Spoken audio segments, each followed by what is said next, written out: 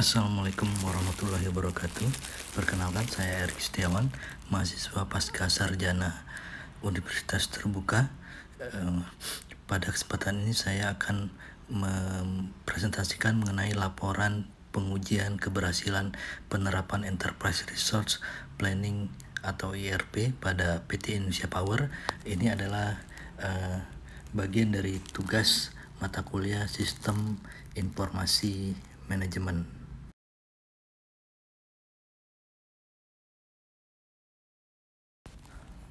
Laporan pengujian keberhasilan penerapan Enterprise Resource Planning atau ERP pada Indonesia Power, kutipan dari Jurnal Hasanah, Nurwinarno, Wingwahyu Amrawati, Ahmadiyah pada Jurnal PPKM 3 tahun 2016.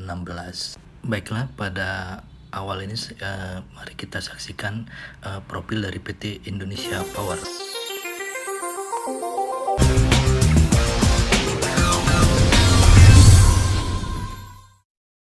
Kita tak bisa lepas dari kebutuhan akan listrik.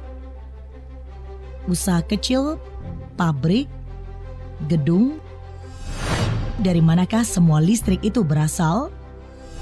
Semua listrik yang hadir di hadapan kita berasal dari sistem pembangkitan. Ada yang letaknya jauh dan ada yang dekat dari kita. Sumber tenaga listriknya beragam, mulai dari bahan bakar fosil sampai dengan energi baru dan terbarukan. Adalah Indonesia Power yang merupakan anak perusahaan PLN yang fokus pada bisnis pembangkitan listrik.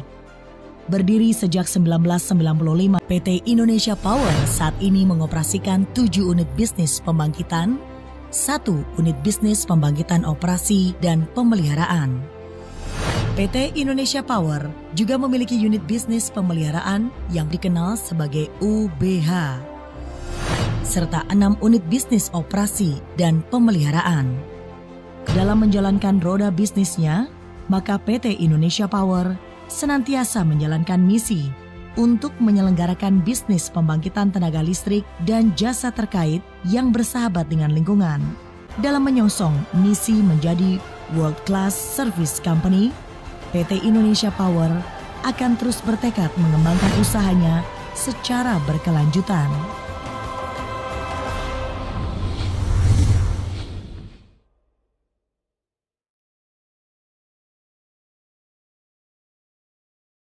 Baiklah, demikianlah profil singkat dari PT Indonesia Power. Selanjutnya adalah pengertian. Pengertian Enterprise Resource Planning atau ERP adalah sistem informasi yang diperuntukkan bagi perusahaan manufaktur maupun jasa yang berperan mengintegrasikan dan mengotomasikan proses bisnis yang berhubungan dengan aspek operasi, produksi, maupun distribusi di perusahaan tersebut. Selanjutnya adalah pengertian dari Structural Equation Modeling atau SEM adalah pendekatan yang mengintegrasikan analisis terhadap faktor-faktor dan analisis terhadap jalur. Metode statistik yang digunakan SEM adalah data yang disajikan untuk mencapai tujuan dari penelitian dan menjawab perumusan masalah dalam penelitian yang menggunakan banyak model.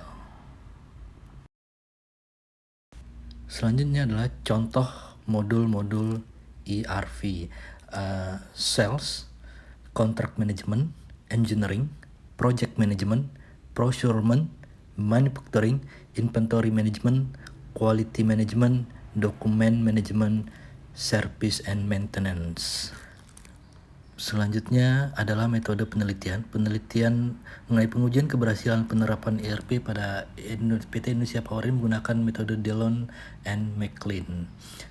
Metode ini adalah metode pengujian keberhasilan implementasi dari sistem informasi.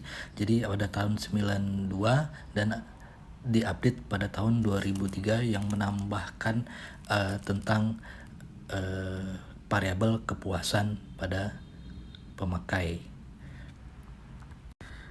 Tujuan penelitiannya untuk mengetahui tingkat keberhasilan penerapan ERP dan untuk mengetahui besaran pengaruh faktor pengukuran tingkat keberhasilan penerapan ERP. Selanjutnya adalah analisa dan pembahasan. Model penelitian ini menggunakan 6 variabel dan 47 indikator.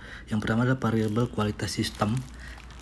dengan 9 indikator, yang kedua variabel kualitas informasi dengan 11 indikator, yang ketiga adalah variabel kualitas layanan dengan 6 indikator, yang keempat adalah variabel pengguna dengan 7 indikator, yang kelima variabel kepuasan pengguna dengan 7 indikator, dan terakhir yang keenam adalah variabel manfaat dengan 7 indikator. Pemodel inner model dan outer model. Inner model adalah struktur model penghubung di antara variabel latin inner model dalam terdapat pada gambar 1, sedangkan outer model bisa dilihat pada gambar 2 seperti nampak pada tampilan sekarang. Selanjutnya adalah mengenai diagram jalur.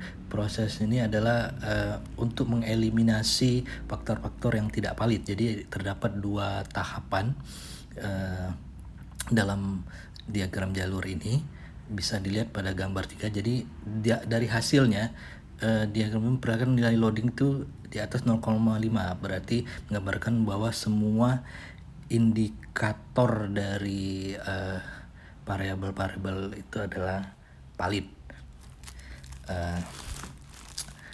Nah, hasil uji akhir angka indeks, hasil dari penghitungan akhir angka indeks untuk seluruh variabel adalah 84,93. Maka dapat diperoleh kesimpulan bahwa nilai indeks masuk dalam kriteria nilai indeks yang sangat tinggi, dan hal ini berarti penerapan sistem ERP pada PT Indonesia Power telah berhasil dengan nilai 84,93%. Selanjutnya penutup kesimpulan berdasarkan hasil analisa pakai metode Dillon-McLean, pengujian keberhasilan penerapan ERP diperoleh kesimpulan bahwa semua variabel dalam penelitian tersebut berpengaruh terhadap penerapan ERP pada PT Indonesia Power. Penerapan ERP pada PT Indonesia Power telah berhasil dengan besaran angka indeks keberhasilannya 84,93%. Besaran nilai indeks tersebut pada rentang 84 sampai dengan termasuk, hal itu termasuk dalam kategori yang sangat baik. Selanjutnya saran, walaupun sudah penerapan ERP di PT Indonesia Power sudah sangat baik, namun harus tetap melakukan perbaikan secara berkelanjutan supaya konsisten, tetap baik, dan terus meningkat. Untuk penelitian selanjutnya mungkin dapat menggunakan metode lain sebagai bahan pembanding angka keberhasilannya. Demikian paparan dari saya. Saya ucapkan terima kasih. Semoga bisa bermanfaat bagi kita semua.